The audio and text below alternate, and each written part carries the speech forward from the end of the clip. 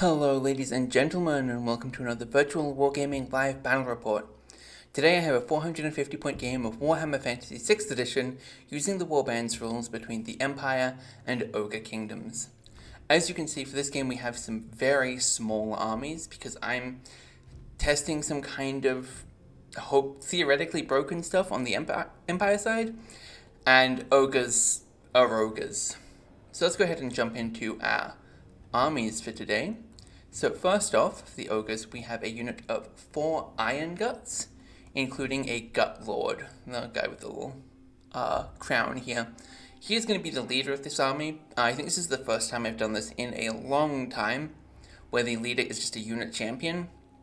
But quite frankly, the bruiser's like 130 points from the get-go, so like he's almost the maximum amount. I can't put anything interesting on him. And then that's like a quarter of the army gone. So I just went, I'll just unit champion it today. In addition to that, we have a unit of 3 Ogre Bulls. This is just required, mandatory. You have to bring Ogre Bull, at least 1 unit, in every Ogre King's army. And these guys have Iron Fists and Light Armor, the usual layout that I give them. And then up here we have a pair of 2 Lead Belchers, which I, only just quickly reviewing the rules for Ogres, realized that means that they are unable to get the impact hits when they charge. So fingers crossed they don't need to do that, but if they do, also like they're ogres, they'll be fine. On the Empire side, for our core units, we have 5 Knights. These guys, so I took the color scheme that was being used on the greatswords and applied it to these guys, forgetting that you can't see the metal on the greatswords until after I designed them. So I'm not super happy with how they look, but like it's fine. They fit the vibe just fine. They still got the yellow going on. They've got a little bit of blue in there, same as everyone else. So we've got 5 Knights, 4 Handgunners, which is not much, but I needed a second core unit. And then for our main unit, we have, this is labeled Elect Account. He's just a captain. I didn't want to make a new character when I'm literally just running full plate shield for the captain. And then he is joining a unit of 15 greatswords. This unit, let me go ahead and bring this guy to the front, has a standard bearer who is carrying the Griffin standard, which is where the big shenanigans lies. Because this unit is bringing a whopping +7 combat resolution, assuming it doesn't outnumber. If it outnumbers, it's bringing a +8 before any attacks are laid out. So it's basically going to win the first fight that it gets into, and then hopefully make the enemy rout and just run them down and win the game that way. So, without further ado, I have to go over the objectives real quick. Ogre's got hold territory. That's less than ideal, but we only need 1 ogre alive in each unit, so it's quite plausible. The Empire got assassinate, so they need to kill this guy, and that's relatively easy. So I'm soft rooting for the Empire, but you never know what 2 Lead Belchers can do. And the Ogres get the first turn, so let's go ahead and jump into it. And we're going to start off very simple. Ogre Iron Guts, 12 inches forward. We need to get into this fight properly. Lead Belchers, 12 inches forward. And also, I'm not too worried about the Handgunners because of the way the battlefield is laid out. With this big hill, it kind of just throws a wrench into things. I didn't talk about the battlefield. I hopefully don't need to. It's the one that I did in Battle Report 8 between Dogs of War and Beasts of Chaos. Last time it was Dogs up here, Chaos down here. Now we're obviously doing the corner deployments. I liked this map last time. It already feels different with these deployment zones, which I think is always a really good sign. So let's go ahead and then move our Ogre Balls. And we do have to wheel these guys and scoop them back down there. It's 1.2 and then like 10.8. Perfect. And we're just trying to basically prevent the Knights from going around, which is what they were deployed to try and do. Because they want to avoid the Lead Belchers, but these Ogre Bulls are also like totally fine for them to fight. So that brings us to the Empire turn, because we're definitely not in range of the lead belchers. So we're going to start off by marching forward with the greatswords, and we're going to go 8 inches, not quite 8 inches, we're going to go 7 inches, and we're going to stop right here behind the hill, because I don't want to be charged by these guys if I can help it. And so the goal is kind of to just put some pressure on with everything else. So we're going to go 2 inches forward with the knights. I think they're going to wheel the way I want them to, we'll see. Yes, they will. 2 more. So they've got 10 inches left. Only go 7 inches. Wheel them again. They won't wheel how I want this time. It's okay, 1.8. I've already done. I allowed one. Actually, no, we're not going to move any further forward because I'm concerned that we're getting into charge range of the ogre balls. Oh, real quick, I forgot everything causes fear. State special rules causes fear. There we go. We've got a little menacing going on. Finally, handgunners. They're not going to move. Do try and shoot the lead belchers. Why not? Because we'll get to find out how far away we are. So we're going to fire at the lead belchers, and we're 28 inches away. So we're going to need to roll 1d6, and we're looking for, I believe, a 4-up. 3, that's 27. No, that's not in range. But we know if the lead belchers march forward closer, then they become in range, and we can shoot at them. So that is going to be end of Empire turn 1. And we're into Ogres turn 2. So Ogres are going to march 10 inches, and we're going to start playing chicken. Oh, charge. Ogre balls at the knights, 13 inches away. So they wheel to face. And that's unfortunate, but like it was also kind of necessary. Because like if we didn't charge, they could just charge us when we move forward. Lead belchers. We're gonna wheel these guys.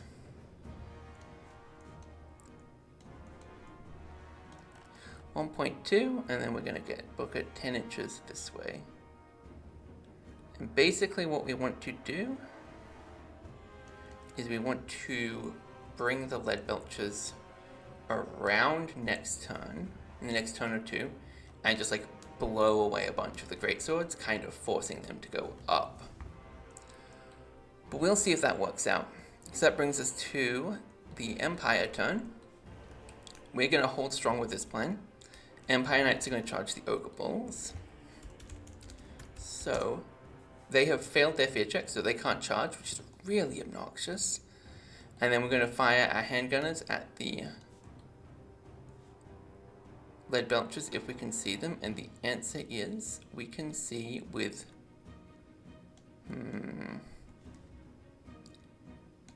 three. We can actually see with all 4, barely, but we can only see one guy. So I'm going to cap my attack damage at 4. Oh, sorry, I was so busy measuring, like checking my line of sights. Yep, right, so that's long range. That's going to be 5s to hit. 4 attacks, 5s to hit, 4s to wound, 7s to save off the top of my head, and if I get wounds, I will. Yeah, it's definitely not going to be. Just gonna double check my ogre notes. Yeah, just light armor on the lead belchers. So this is the guy who stands still, so we're going to put the wound on this guy. 1 wound, and then we're into end of turn 2. That was really fast, but not surprising. Ogre Balls charging the Empire Knights. Let me go ahead and measure that distance. Yep, we're in range this time. And we are forced to make a fear check, which I'm not sure if an 8 passes, but I'm pretty sure it does. Yep, Knights pass with an 8. So they're okay. So the ogres go in, and then we just sort of rotate them around to match. Whoops, wheel them and slam them in. Okay, so the lead belchers. Real quick, actually, are they within 8 inches of these guys? Yes, they are. So they cannot wheel this time. Or they cannot march this time, I should say. So that's 1 inch, and they can go 5 inches. I'm going to very quickly, actually, move these guys over 1 inch to make space.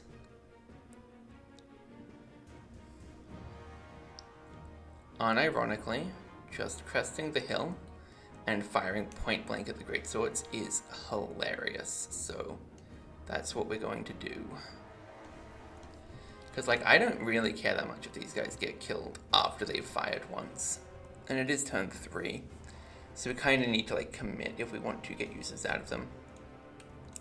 Okay, so firing. So we roll 2d6, or rather we roll 1d6 plus 1d6. Oh, goodness. No, a 6 is a misfire. Okay, so that's only going to be 10 shots. And then, so he takes 1 wound. So this guy just gets unlucky. Blows up in his face, and the other guy hits 10 times. So 10 attacks that will hit on. There's no penalty for moving, shooting, long range, or multiple shots. So that's going to be hits on 4s. Wounds on 3s. It's armor piercing, so this is going to be saves on 6s. Go. 2 wounds. Alright, so that is actually pretty huge, because that knocks out 2 points of combat resolution from this unit. And it brings them down to 14, so we only need 2 kills from these guys. 3 kills from these guys to outnumber them. Okay, on to this fight. First things first, we have our impact hits. 3 attacks, hit on 1s, wound on 3s, save on 2s, go, nothing. And then we have our ogre bulls. They're going to... Okay. I think we want to use the extra attack, so we're going to get 12 attacks. That will hit on 4s. We'll wound on 3s and we'll save on 2s. And that is 2 dead knights. Nice. And then we have, from the knights, 3 attacks that hit on 3s, wound on 5s, save on 6s. Yep. Nothing. And then 3 attacks hit on 4s, wound on 5s, save on 6s, go. And that's a single wound on this guy. So, combat resolution. I'm going to pull the dead greatswords real quick. Combat resolution, these guys automatically flee, so they go 3d6 inches. And our ogres are going to pursue, and they only go 5. Okay, so 9 inches back. So 5 inches, 5.6 back. Remaining is what, 4 point, well, it would be 4, so it's 3.4, which is halved to 1.7. So there we go. And these guys just go 5 inches, well, 1 second. Yeah, it's gonna be a panic check. No, is it gonna be a panic check? So let me quickly check my rules. I don't even need to take a pause for this one. I know which page I'm looking for. And as I say that, I immediately navigate to the incorrect page, but if an enemy breaks from combat within 6 inches, which is, yeah, because we'd be measuring from like this point. So yep, that's a fear check. So these guys break and go 10 inches this way. That's really unfortunate, but that's okay. Don't be salty.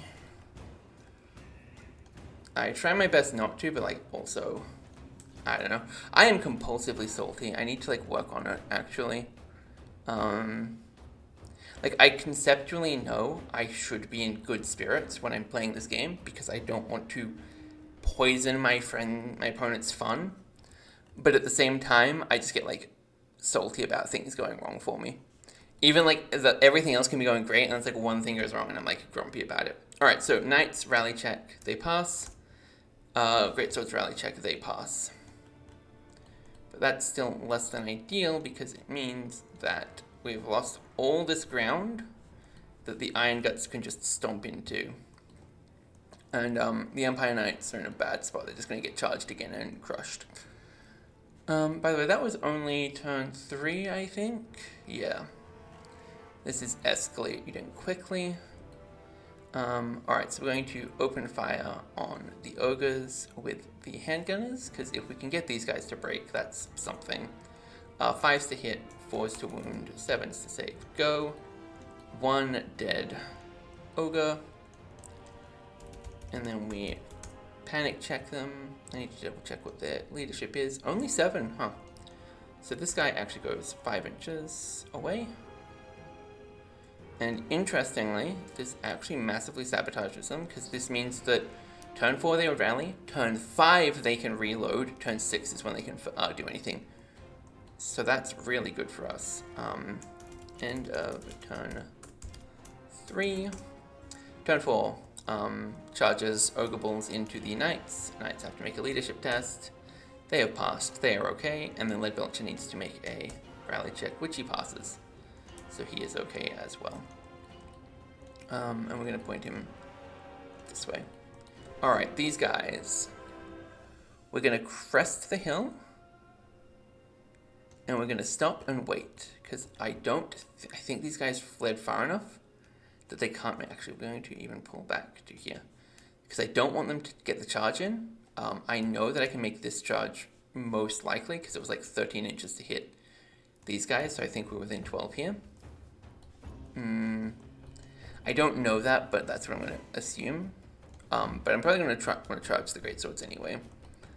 Anyway, charging to this one succeeded, so there we go. And that brings us to combat. So once again, we're going to use the extra attacks. 4s to hit, 3s to wound, 2s to save, go. And that just wipes the entire unit. Oof. We aren't going to overrun with our ogres. We're going to stay right there. So they're just going to have a bit of trouble getting out of that position, but that's okay. And then Empire. Okay.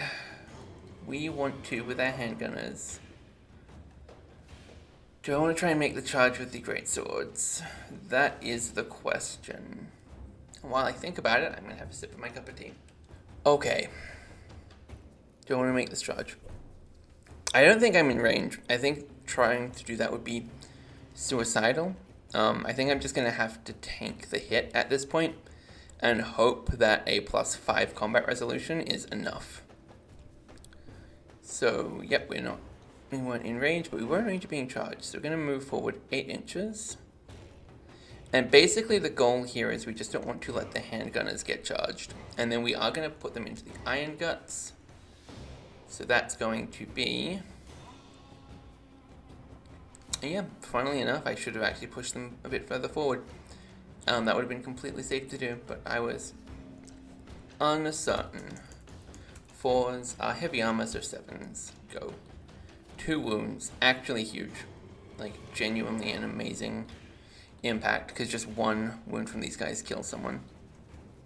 So that is end of turn 4, I believe. Yep, end of turn 4. Alright, charges. These guys into the greatswords. This guy's going to just stand still. They hold out on their fear checks. So it's going to wheel these, slam them in. What? Oh, that's what. I thought I had aligned these guys somehow. I was like, why is this one overlapping? But no, I didn't. I'm just stupid. Okay, so I think these guys are actually outside of blocking distance, so I'm going to just wheel them. That's going to be 4.6. Oh no, actually 2.3.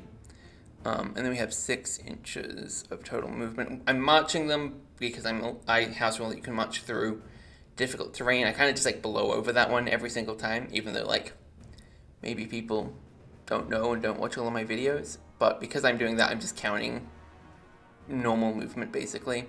So they have 3.6 left, so 3.6 barely gets them like almost out. So like they'll get a tiny penalty next turn when they want to charge the handgunners. So combat. Okay. the captain. The captain. He does have a 2-up save. Against an Iron Gut with a strength 6, that becomes a 3-up, 4-up, a 5-up save. Do I want to risk issuing a challenge? No, I don't. And I think the Iron Gut just wants to kill as many greatswords as possible. So that is going to be 12, 13 attacks. So we'll hit on 4s. We'll wound on 2s, and we'll save on 7s. Go. Oof. That is 6 dead. So there's no attacks back from these guys. The Elector Count, he's going to hit the Iron Gut. The Gut Lord is what I'm looking for. That's the word. 3s, 4s to wound, 6s to save. Go. Nothing. Okay, combat resolution. +1, +2, +3, +4, +5. No wounds inflicted. These guys have 12 unit strength, so +5 becomes +4, -4. Yep, they are broken. Okay, so how far do they flee? They're fleeing 6 inches. Ogres are going to pursue 9. That is devastating. So the ogres basically just stop there. These guys are taken out. No chance on that one. And then that is the ogre turn. So handgunners, we're going to fire at the Iron Guts. We're basically just fishing for whatever we can get. I mean, to be fair, if we kill a unit of the Iron Gut, well, one more guy, then they are prone to a panic check. There is a chance. It's a slim chance, but there's a chance. Nope. No panic checks. And that is end of turn 5. Turn 6. Ogre Balls charging the handgunners. They pass their fear check. So the Ogre Balls go in.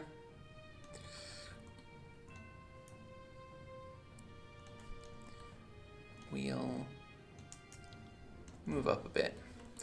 Turn 6. Well, the Lead Belcher can't do anything anymore. That's unfortunate, but also expected. That was sort of just like what was going to happen. These guys are reforming to face this way so that they can charge down.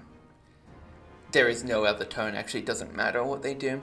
Okay, so, and quite frankly, a charge on the flank, there's no way this goes well for the handgunners. So, hit on 4s, wound on 3s, save on 7s. 8 attacks because they're using 2 hand weapons. Yep, that just wiped the unit. And with that, the game is over. And we don't need to calculate victory points. I'm gonna, real quick, 450 times, honestly, 1.2. 540 victory points for the Ogres versus 55 for the Empire. That was a massacre. Which, honestly, it was just a few failed leadership tests is what screwed us. Like, this one failed leadership test completely ruined the game. Because if these guys got the charge off, like, yeah, they're not going to do much damage. And if they didn't get hit by the lead belchers and lose 2 guys. But if they got, like, an attack off, maybe they could kill 1. Like, let me just go ahead and quickly roll some dice. Just to sort of, like, hypothetically see. So 3s to hit. 3s to wound. 7s to save. Yeah, apparently they would have fucking killed a guy, and then that swings the combat entirely. But anyway, if you enjoyed this game, don't forget to like, comment, subscribe, all that fun stuff. I really enjoyed this game. Ogres are fun, actually. Like, they're not good if you like lots of mans, and I do like lots of mans. I think lots of mans is the correct way to play. But they are still pretty fun to play. It's a shame that today is the last appearance they're going to make this month. I have found Border Patrol rules for Ogres, but I don't want to use them. Basically, I've already made the plan of what I'm doing this month. I committed to the idea, so I'm not going to change anything. Ogres won't be appearing in Border Patrols, so this is their last appearance. But yeah, like, they've grown on me at this point. I'm definitely going to put them into other stuff in the future. I like this battle map a lot more now that I got to play it from a different angle. It created, like, new In the previous game, this hill did not matter. This did not matter. But in this game, it did. Same thing for like this one. This one came up. Like all of this area came up in this game in a way that it just didn't last time because we had a defensive position up the top and we just pushed up.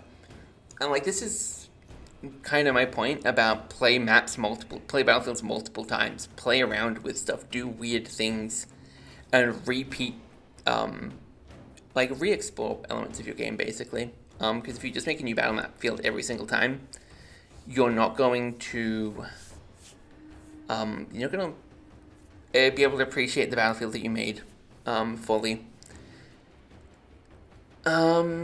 Yeah, it's my little rant over, I guess. If you enjoyed this video, you know the drill. I've already said it.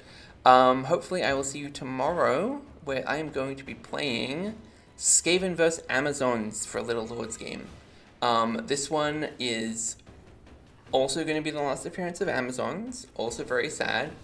And then after that, it's got two more battle reports before we get into the final week, where it is basically the last appearance of everything. So hopefully, I'll see you there tomorrow. Bye!